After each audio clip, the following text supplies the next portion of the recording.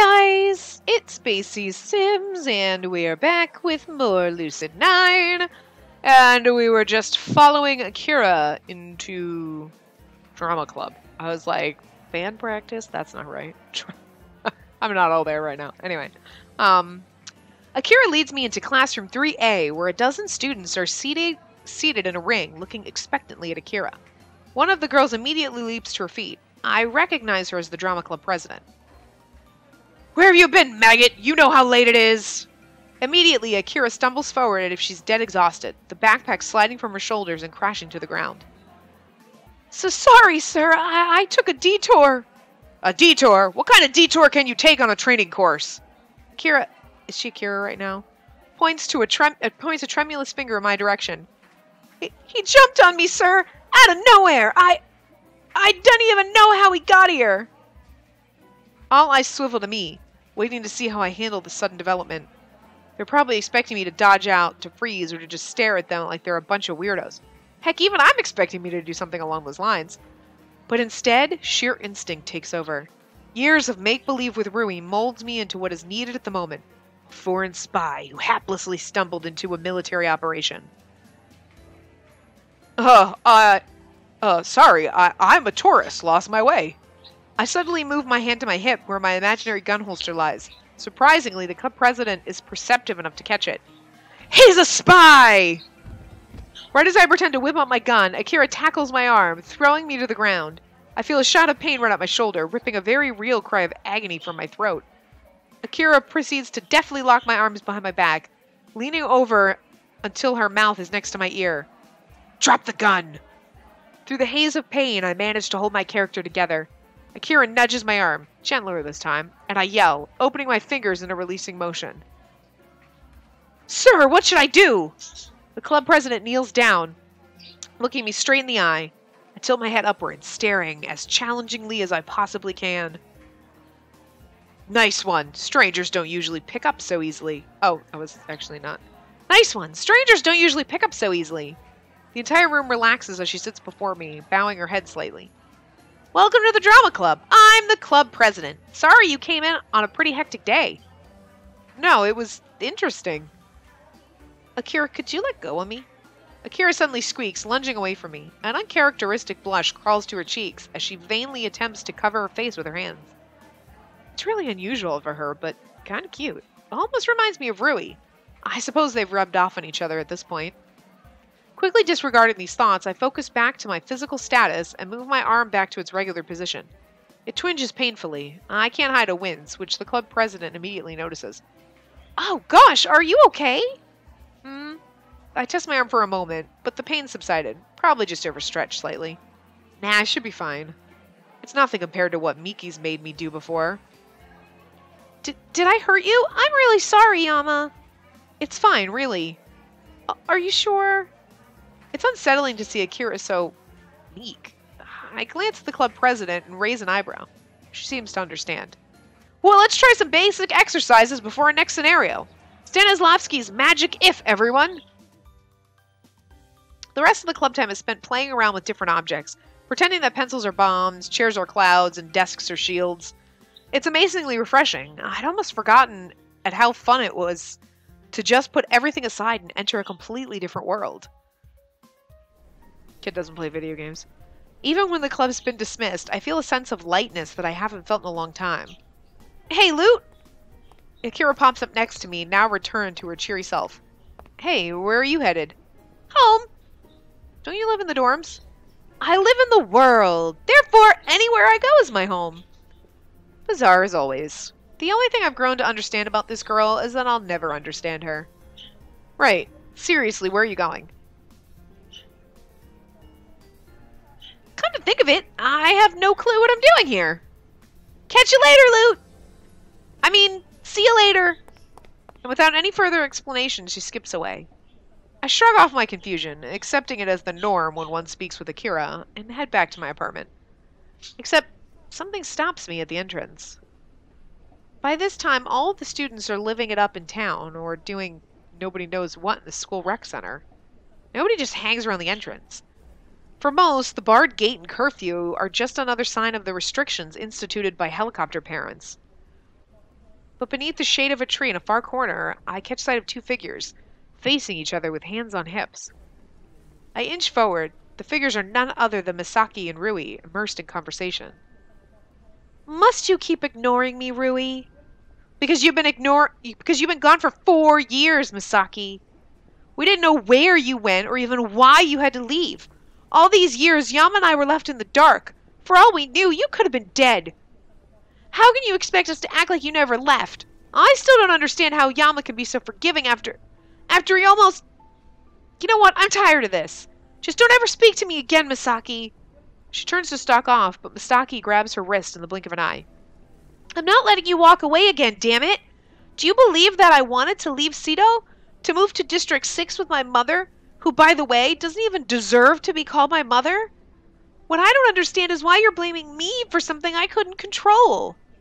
Misaki's sudden outburst seems to catch Rui off guard. District 6? Doesn't deserve to be called my mother? Just what happened to Misaki after she left Seto? Seto? We're calling it Seto. Misaki, you're hurting my wrist! Oh, I'm so sorry, Rui. I shouldn't have... The two girls seem to avoid each other's gaze for an awkward moment.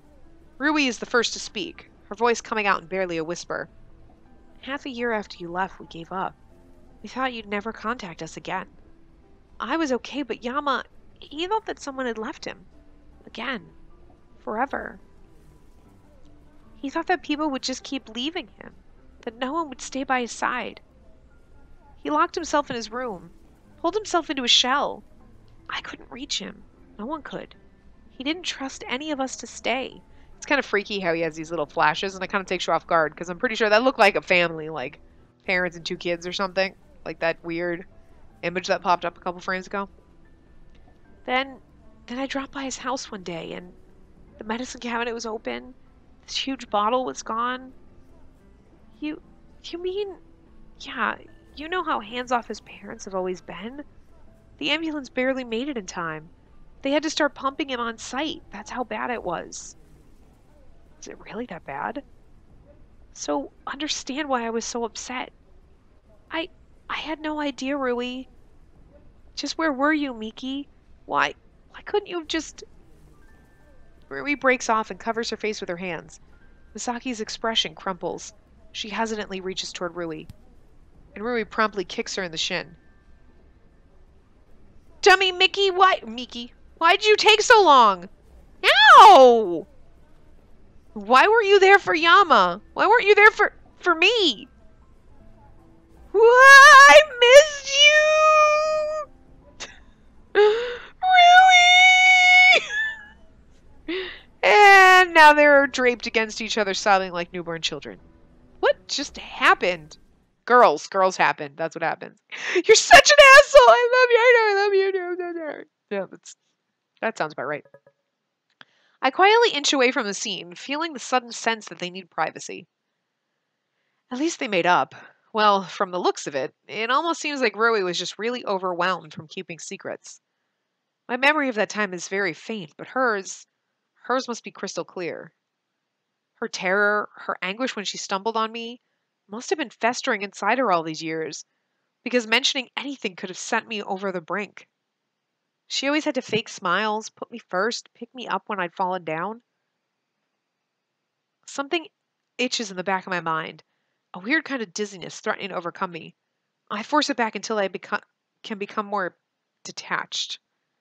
I really, really don't want to think about that time, but thankfully I can suppress it for now. But Rui, she was never one to hide away from her feelings. She faced that pain full force. Little wonder that seeing Miki again had brought all that to the surface. And Miki, she said she moved to District 6 with Satomi, something she hadn't told me when I first saw her 2 days ago. Why would she resent her mother so passionately? Also, why would they move to District 6, the most poverty-stricken area of Isamu? Isamu? Isamu. Isamu. I feel like that's like I just want to start calling my bird Isamu. Hello, Isamu. Doesn't it? Well, I guess when you say it like that, it sounds like a cutesy name for an animal. I don't know. Anyway, it certainly makes me curious. But then again, it's really none of my business, and I'm probably saying it wrong. Isamu? It's probably like Smithtown. Oh, sure. Okay. At least she and Rui are friends again. So maybe now the three of us can go back to the way we were. I can't hide a smile as I lounge against the couch after whipping together some dinner. Replaying the exchange in my head. I'm glad that they've made up. Really glad. Somehow it feels like a big burden has been lifted off me, even though I technically had nothing to do with the argument. And now I'm getting all sappy. Let's see, what should I do tonight? Work on homework with someone! Watch Governor. Come on. We're watching that because it is the most awful train wreck and I love it. Heck, why not? The episode opens with President Jay Graves chugging along a road in a large SUV, in a shot that looks suspiciously like an American car commercial. Suddenly, a blur crashes down from the sky and lands on the hood of his car, stopping him immediately. Oh, that's French! I'm sorry, it's going to be the worst accent ever, but you know damn well that that's what they're doing. Stop right there, monsieur! You are trespassing on the French border! I just imagine that that's how he would talk in this. President Graves steps out of the car, coming face to face with a teen in a striped shirt, red scarf, floppy beret, and a thin twirl mustache. I mean, oh my god, I just love how freaking stereotypical everything is. It's so wrong, it's so wrong, it's so great. Who is this pretentious buffoon, and what business have you in stopping in an... What is it? It's... Ackerman? Acremia? Was it? I can't remember how it was pronounced. Academia. Yeah, because whatever. I am Diamond France, leader of the 865th Resistance. France answers to me and me alone. This introduction is punctuated by a very sudden passage of out-of-tune accordion. You can order France around all you like, but I am a proud Acariman. We have natural rights and liberty, and nothing can hold us down. I now see why your crime rate is so high. No? Are you insulting my freedom? Enough! Governor! Not so fast. Diamond France suddenly reaches into his beret and pulls out a whip. A whip? How'd that fit into a hat? You may have your little toy, monsieur, but nothing can defeat my whip. I'm sorry. I have so much fun with watching the Governor episodes. They're so awful. You think that pansy little whip can take on Governor? This whip is what keeps my team of visual novel writers, my millions of countrymen in line. Do not underestimate it. Ha! We'll see how great that whip is when I'm done with it. Governor, mobilize! I surrender! Before Governor can even chug into the scene, Diamond France has whipped a white flag out of his beret and is frantically waving it in the air. You... what? Already? We're France! We're very good at surrendering. Is that something to be proud of? We're French! We're proud of everything! Just then, Governor, in all its stop motion and toy model glory, bursts into the scene, whirring expectantly at President Graves. President Graves only taps it lightly on the foot with a sad smile. Sorry, bud. False alarm. I swear that Governor's shoulders droop in disappointment as it chugs away like a rejected puppy. Suddenly, Diamond France throws the flag into President Graves' face with a triumphant shout. Ah, victorious man! What? Where's your sense of honor? We're French. We're very good at being dishonorable. Stop saying that. Then we shall proceed, no? Come, robot of anguish. Let us wreak havoc together. As Diamond France dramatically spins around, President Graves claps his hands over his ears. Governor, mobilize! As Diamond France's robot oozes into its form like some abstract French art film, Governor tears into the screen with renewed vigor. But Diamond France lashes his whip at its knee, causing it to flop on the ground. Ha! Your little pet is no match for France, no? We'll see about that. He leaps into the cockpit as Governor jerkily pulls itself to its feet. Diamond France leaps into his own mech, now molded into a deformed Eiffel Tower with a cockpit duct taped to the front, and rushes at Governmecker. That's French, and I don't know how to speak French, so I'm not even going to attempt that. There you go. Speak English, heathen! At least write it in English so I can read it! I don't speak French, so I'm going to butcher it.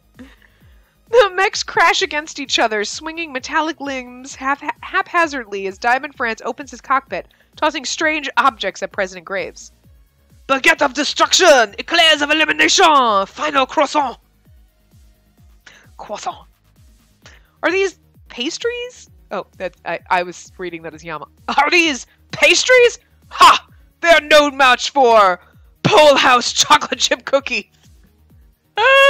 They're having a bake-off. As the French pastries harmlessly bounce off Governmecker's armor, President Graves chucks back his own weapon. It promptly explodes into 100 other chocolate chip cookies, which explode again until Diamond France's mech keels to the floor, finally defeated. Sacre bleu! You have defeated me! Stick to art, monsieur, since you clearly suck at fighting. I won't forget this. Diamond France shakes his fist in anger as he limps away into the sunset. President Graves only grins smugly, reboards his SUV, and continues down the road, blasting traditional rock and roll with both windows down. Oh my god! I love those so much! They're so terrible! Technically, the series should be abominably offensive, but for some reason, I'm just amused by it. I know, right? It's so offensive, but it's so great. It's offensive to everyone. That's what makes it great. I think I'm actually becoming fond of it. I think that's because I chose to. I got an achievement. I don't know. Oh, you can't see my achievement. Oh. The sudden ring of my phone breaks me out of my thoughts.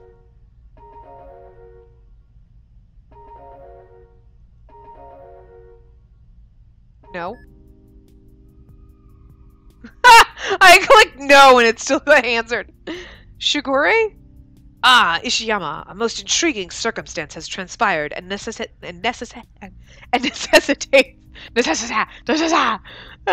necessitates immediate regency. I'm not going on another little goose chase if that's what you mean. Oh?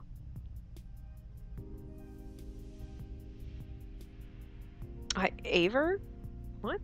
I aver that this is far more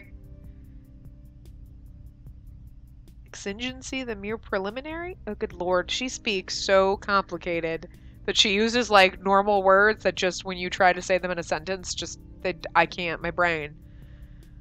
Like, my brain is, I just, in the what? Every word. They, like, went through the thesaurus and we're like, what's the longest freaking word we can find? What's the most obnoxious word? Anyway, despite myself, I'm intrigued. And what would that be?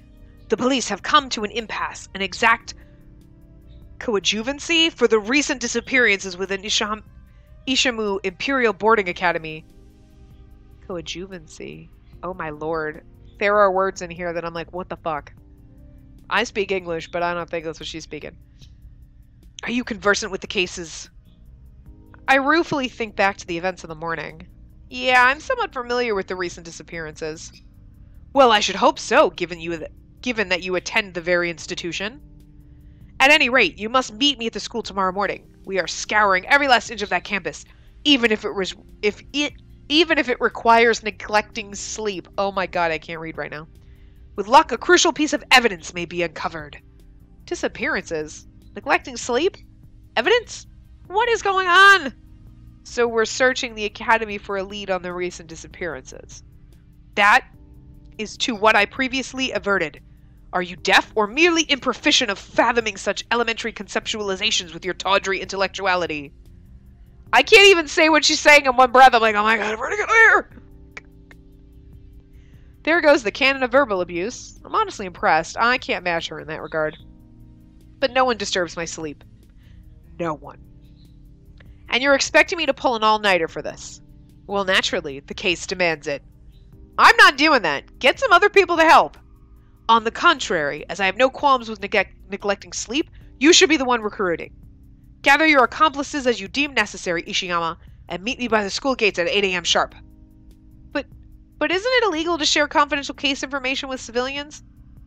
It ought to be felonious to possess such infinitesimal acumen, yet you are not incarcerated.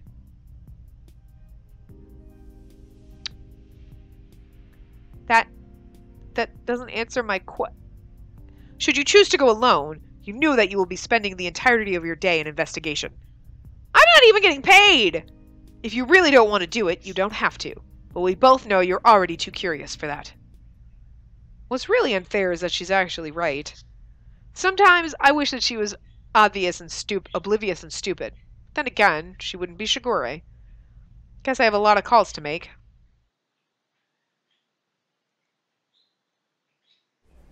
When I arrive at the academy the next morning, I find a fairly sizable group of people gathered by the gate, none of them looking particularly happy with me.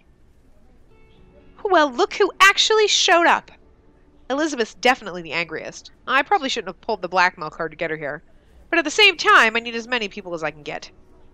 You thought I wouldn't? Honestly? No. I was the one who organized this. Why wouldn't I show up? Once an irresponsible person, always an irresponsible person. Would you like some pepper with that salt? Would you like some popcorn to put with that salt? Oh my god. I saw someone make a comment like, y'all gonna need some popcorn to go with all your salt. And I was like, oh my god, that's just the funniest fucking thing. I wanted that on a t-shirt. Next time someone's being salty, I swear to god I'm saying that. Anyway. I'm just telling him how to improve. Sure you are. You haven't said a single constructive thing. Does he even deserve it? He doesn't bloody take anything seriously. Has he ever excelled? Ever? Is this still about that stupid project from last year? It wasn't stupid. Clearly you don't have the brains to understand. Hey, lay off her. Guys, can we just stay out of this, Yahiko? Look, Elizabeth, I've tried to just ignore you. I thought you improved because Yama stopped talking about you. But you're too stubborn to think you might be wrong. You know nothing about me. Stop shooting off your mouth like an ignorant. You come here and say that to me. He's gonna... Your boss need the let loose for you spill 'em. Come done what you done, eh?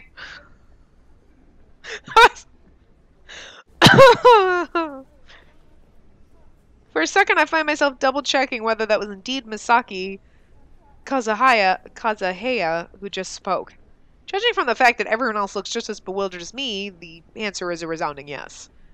The commotion immediately comes to a halt, Masato seemingly the only person who actually registered what Misaki just said. She's right. Ain't no use in us arguing. Well, alright then. Guess that's one way to diffuse an angry Masato. What makes it a little scary was how easily Misaki could do so. Elizabeth and Rui turn away in a huff, but they stay silent. I'm not completely sure whether it's out of respect for Misaki, or if they simply don't have the energy to keep arguing. Well, this is getting off to a great start. It appears you recruit a respectable quantity of potential peons after all, Ishiyama. And now Shigure's here, which will either fix everything or make matters much, much worse. I'm betting on the latter. Ching ching. Oh my god, we're going way over on time in this one, but anyway. Wait, isn't it... Ari? What are you doing here? You! I elbow him in the ribs to shut him up. He seems to understand. She is with me, obviously. I, on the other hand, have my own inquiry. By what means have you acquainted yourself with Ari Hiraga? Hiraga? Yeah. How do I know her? Same school, remember? And yet you address her with some similitude of fellowship. So do you. How do you know her? I hold no obligation of acknowledging I have no obligation to acknowledge queries impelled by a marginally competent plebeian. With this kind of affirmation of my hard efforts, she moves into the group, examining each person from head to toe. They only stare back, unsure of how to react. Intriguing. Oh, I see. What are you doing? Shigure only returns to the center of the group without another word. My name is Shigure Enomoto. I am a freelance detective. Ain't you kind of young for that? I am 26 years of age, you tenditious imbecile and legally certified. Tenditious. Tendentious? Oh my god. I don't even know half these words. She makes me feel really fucking stupid. That's all I have to say. She flashes her badge at Masato, who only shrugs. You're 26? Yes. Pray keep yourself from any further counterproductive disruptions. After a moment of silence, during which she takes a deep breath with Ari comfortably patting her back, she seems to regain control. You have been summoned on account of an extremely important affair. As you might expect, I cannot divulge details due to the confidential nature of the case. However, I can tell you the following. We are searching for any information that may be related to the recent disappearances of Academy students. You must be meticulous, you must be witty, you must be adaptable, and above all, you must stay alive. Her words carry unusual dramatic weight. A quick glance around the area confirms my suspicions. Every person is leaning towards Shigure, a glimmer of excitement in their eyes. Even Elizabeth seems interested. Heck, I'm looking forward to this. Turns out that Shigure can be inspiring when she really wants to. Investigate all areas of the school until noon, where we shall reconvene at the garden rooftop to debrief. Leave no stone unturned. The lives of innocent citizens lie in our hands. 3, 2, 1. Break. Every person in the group tears off in every direction. Only Ari, Rui, and Shigure remain. Rui shuffles close to Shigure with a shy smile. I'm sorry, but would it be okay if I tagged along with you? Being a detective just sounds so cool. But, of course, only if it's okay with you and Ari. I noticed Shigure's chest puff up slightly like a proud veteran aiming to impress the newbies. Rui probably scored extra points by including Ari. Well, if you insist. Ari? Ari glances from Rui to Shigure and back, the edge of her brow furrowing slightly. Shigure, noting her hesitation, tries a comforting smile. Remember? Ari stares vacantly at Shigure for a long moment, then nods, the corners of her lips rising just slightly. It's settled. What's your name? I'm Rui. Rui Hayata. We must depart at once, Rui. Enlightenment awaits! As she promptly dashes away, Rui on her heels, Ari briefly glances in my direction as she follows them out.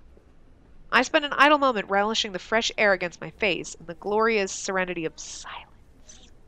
Then I straighten my shoulders and evaluate my surroundings, ready to start my investigation. Let's go... We'll go to the courtyard, and then we will do our investigation when we come back. So I'm going to wrap this part up here, and I will see you guys next time. Remember to give the video a big thumbs up, and subscribe to see more.